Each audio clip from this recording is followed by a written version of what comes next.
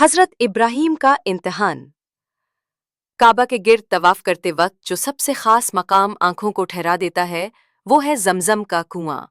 मगर इस मुबारक पानी की इब्तदा एक माँ के आंसुओं और एक बच्चे की प्यास से हुई। हजरत इब्राहीम अलैहिस्सलाम को अल्लाह ताला की तरफ से हुक्म हुआ कि वो अपनी ज़ौजा हजरत हाजरा और बेटे हजरत इस्माईल अलैहिस्सलाम को मक्का की बेआबुगिया वादी में छोड़ आएं। उस वक्त मक्का ना कोई बस्ती थी, ना पानी, ना साया, ना कोई परिंद, ना इंसान। हजरत हाजरा ने जब हजरत इब्राहीम को वापस जाते देखा तो पुकार कर पूछा, क्या आप हमें यहाँ अकेला छोड़कर जा रहे हैं? लेकिन हजरत इब्राहीम खामोश रहे।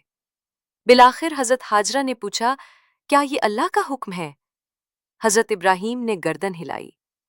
हजरत हाजरा ने बुलंद आवाज में कहा, अगर ये अल्लाह का हुक्म है तो वो हमें जाया नहीं करेगा। ये अल्फाज आज भी मोमिन के दिल को ताकत देते हैं।